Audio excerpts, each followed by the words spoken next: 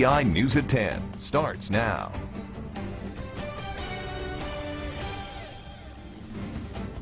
Multiple tornadoes swept through the area overnight, leaving one man dead in Monroe County and leaving its mark across several counties, demolishing homes, buildings, and trees. Thanks for joining us tonight. I'm Jory Talley.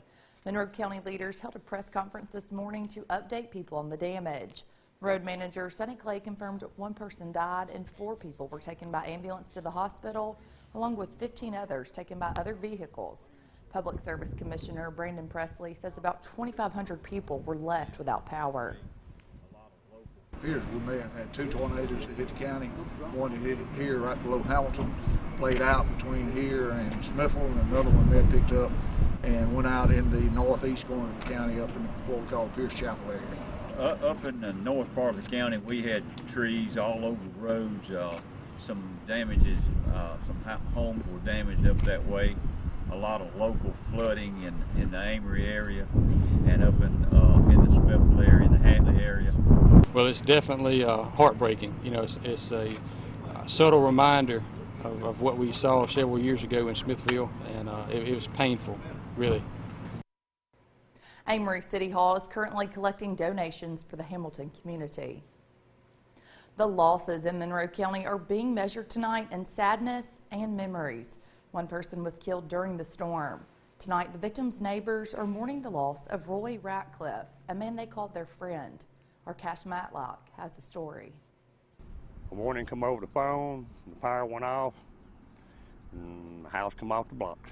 Wayne Henry has lived on Center Hill Road in Hamilton for almost 30 years.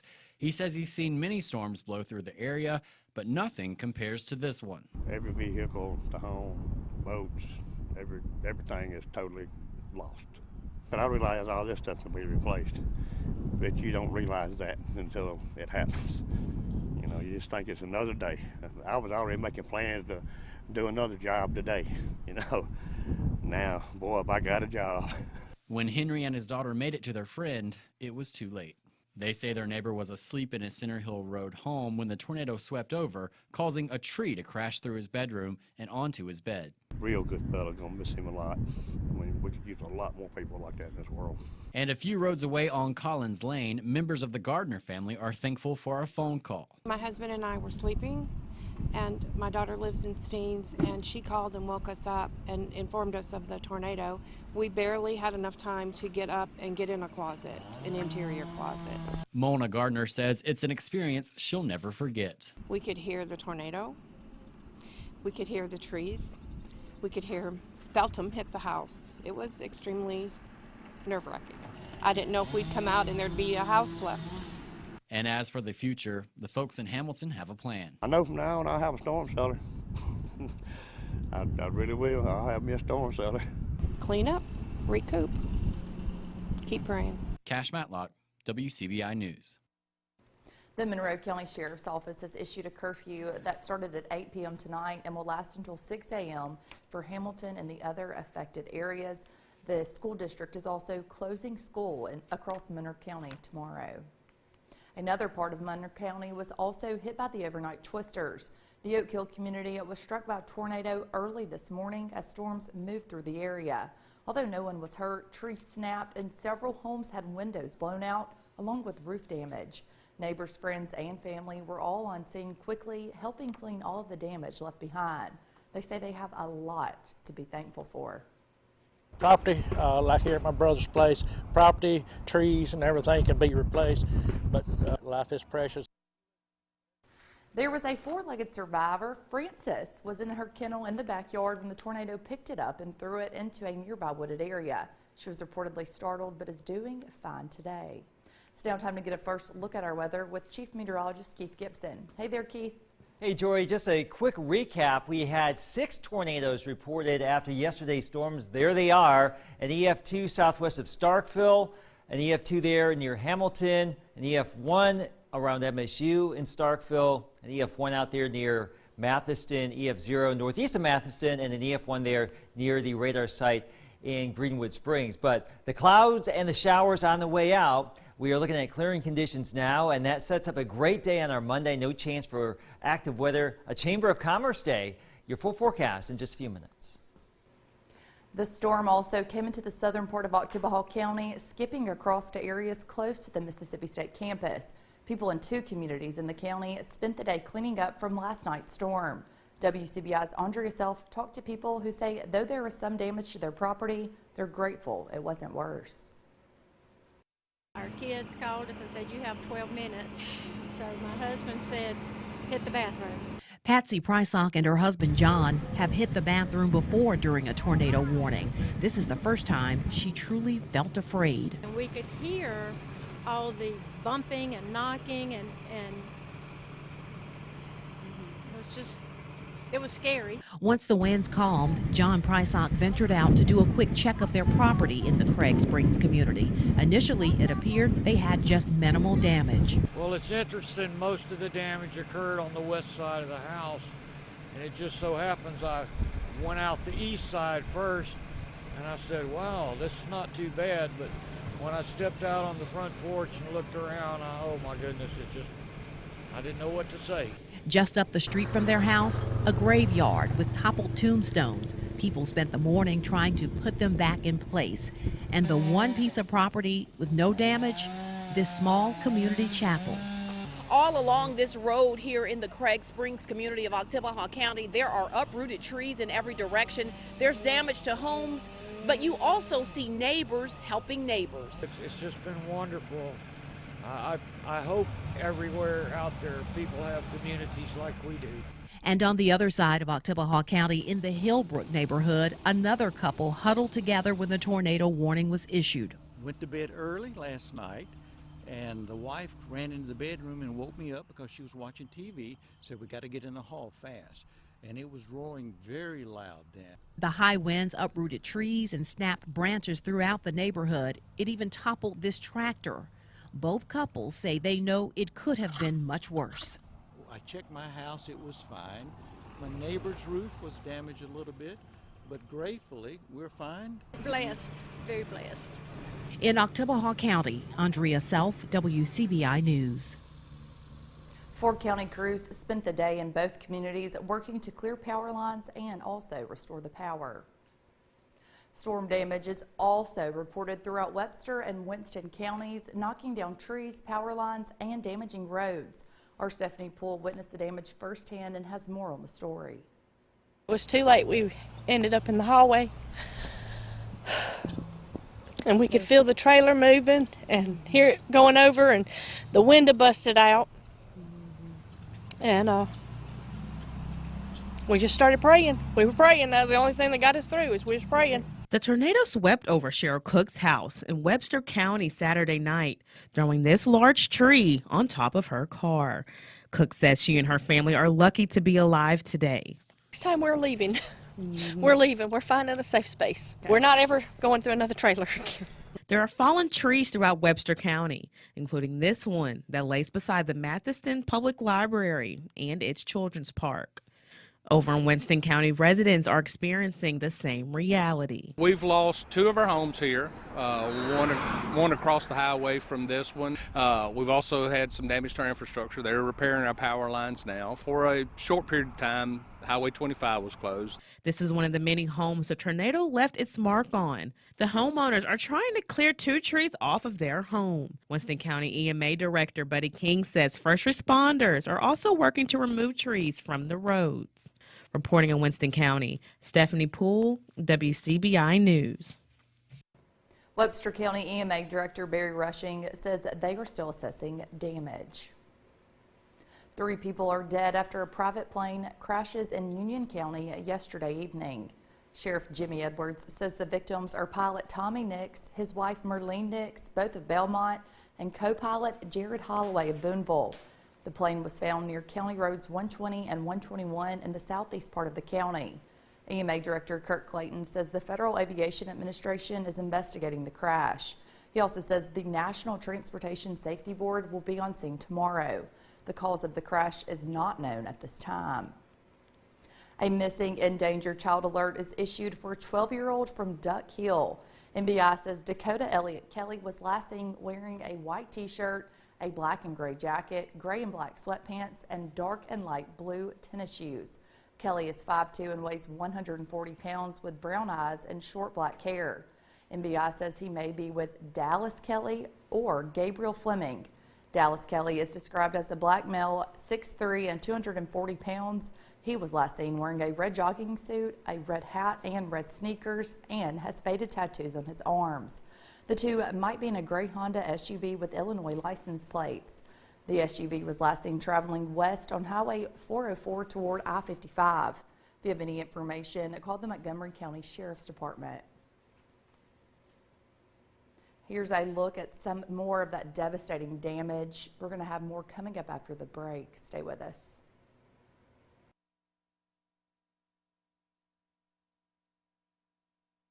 Welcome back, everyone. Easter is a week away, which means it's time to start thinking about Easter meals if you haven't already. Here's this week's Mom to Mom.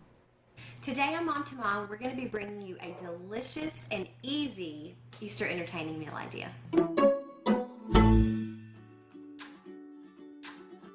Easter this weekend, springtime, bring out the colors, and you've got a really easy, amazing meal for us today. Yeah, so it's a salmon and parchment, and my goal behind this is, again, simple. So you can prep it ahead, pop it in the oven, and then open it on your guest's table. So it's really like one of those things where you set it down, they open their own, and all these fresh flavors come out, all these colors, spring veggies. It's perfect. All right, well, let's just hop right into it because I'm dying to try it. Yes. Remove the bottom root from the leeks and thinly slice the white parts. Add them to a bowl of water, separating the rings with your fingers, allowing any sand or dirt to fall to the bottom of the bowl. Thinly slice the fennel and the carrots and set aside.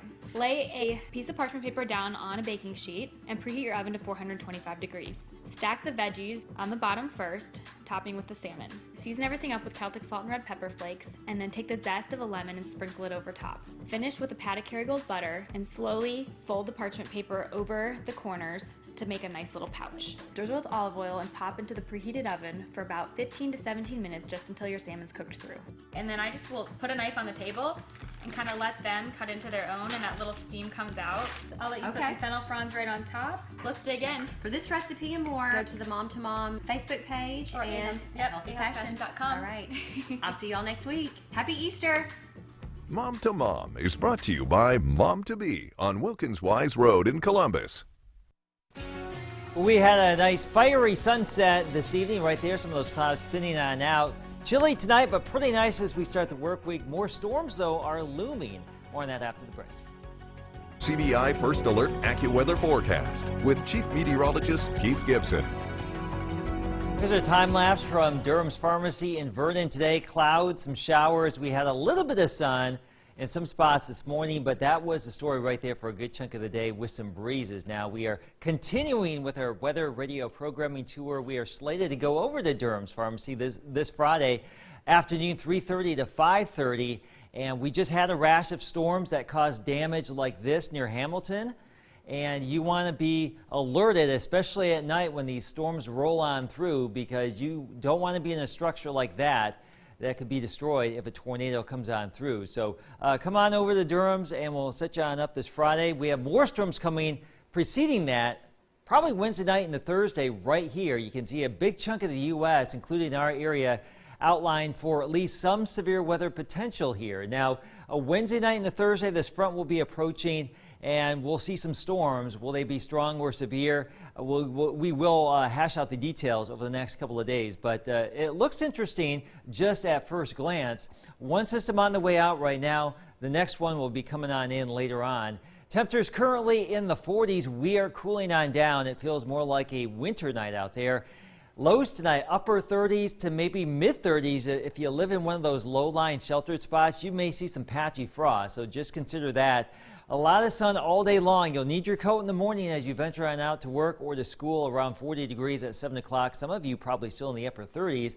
But by noon, we're in the 60s. By the afternoon, widespread sun. And a good chunk of us getting back into the low 70s. The wind not as strong here. Variable at about 5 to 10 miles per hour for our Monday. Mostly sunny conditions. Not too bad here. As we start out the work week, we need Mother Nature to throw us a bone like this once in a while, and she will do so tomorrow with this high pressure system coming on in for our Monday. Nice weather as we get into your Tuesday. No major changes here. If anything, a little bit warmer, maybe a few more clouds, but there's a system out there across the high plains That will start to get a little bit better organized Wednesday. We're keeping it dry now for Wednesday, so the chance for storms looks to be Wednesday night into Thursday, and some of those could be on the strong side. Lingering showers, cooler conditions for Friday, very similar to what we had today, most likely in the wake of that system. Saturday, 66 degrees, a mix of sun and clouds. Easter Sunday, partly cloudy, 78, not too bad. There's your forecast. More of the show after the break. It's on WCBI. Thanks for joining us. I'm Chris Bolton. It wouldn't be Sunday if we didn't have SEC baseball. Super Bulldog weekend finishing out, and MSU going for the series sweep over Alabama. Bottom of the first, 2 runners on and no outs. Justin Foscue, he lines one down the right field line. Jake Mangum and Jordan Westberg turn from dogs to cheetahs and race home for a 2-0 lead. Foscue will get a double. Dustin Skelton now up to bat, and he's going to knock the ball right up the middle to bring in Foscue. Dogs doing damage early as they head into the second inning with a 3-run lead. Top of the second, JT Ginn started on the mound. He gets a strikeout. Deuces, holla at your player, for the first out of the inning. Bottom of the second, Westberg up to bat. And who else? Jake Mangum. He sees second, he takes second. Westberg can't get anything going, but Tanner Allen, he's going to double out to right. And Mangum's going to come around third. He gets into home for his second run of the game. He also going to join the 200-run club today as well. Now the return to Mack. Elijah McNamee knocks one through left center. That's going to bring in Allen to score, and plenty more runs would follow. Rowdy Jordan keeps the momentum going with the hit of his own. That's going to bring in McNamee. The 6th run in just the second inning, and MSU, they keep racking up the runs and put a shellacking on Alabama. They win 13-3, finishing out the weekend with a series sweep. Here's what Coach Lamonis had to say after the win. We talked about it last night. We talked about it this morning. The difference in sweeping or going, 2-1 is 3-game difference or a 1-game difference. And for us, we need to make up some ground. And so it was big for us this weekend and as we move forward. Been coming up here early before games and hitting and developed a good routine. And I feel like that's what got me out of my slump. Now, it's not saying next game you don't come out here and go 4-3 Ks. It's a crazy game. But right now I'm seeing the ball very well. They're ready for me to get back out there. And, they got my back. And this team's so close. And all these guys are, you come in the dugout and after the Tennessee and, they're picking you up. And they know they just want to be back out there and get out there and give my team a chance to win every day. Tough day for Ole Miss as they struggle against Kentucky. We'll have highlights after the break. At Oxford, game 1 of the doubleheader between the Rebs and Kentucky. Kentucky wins the first game of the day 4-1. In the second inning, TJ Collette homered, putting the Wildcats up 1-0. Then the fourth, Dalton Reed hit a 2-run jack of his own, putting Kentucky up 4-0. And Kevin Graham would score the only run of the contest for the Rebs with a solo shot of his own as Kentucky ties the series with the win. Second game of the day between the Rebs and Wildcats. Winner takes the series. Bottom of the second, 2 outs. Cole Zabowski, he lifts this one to right field. He'll get a stand-up double, but will ultimately be left stranded. Top of the fourth, 2 outs, runners on the corners. And TJ Collette, slap shot to the right field wall. Is it going to go over? Home run. The wind helps it a little bit. That's a 3-run shot for Collette, his 9th home run of the season. Wildcats take a 3-0 lead. Bottom of the 5th, 2 outs, runners in the corners for Gray Kessinger. He hits one this down the left field line. Adams will come in. That's 1 Rebel. 2 Rebels will score as well. It's going to be some video right here. That's going to be a double for Kessinger, and the Rebs now trail 4-2. Bottom of the 6th, Cooper Johnson at bat. He hits one to left field for a double of his own. But like Zabowski earlier, he will be left stranded, and the score will stay 4-2. Now, bottom of the 7th, bases loaded. 1 out. Johnson back at bat again. He lines it to second. It's called.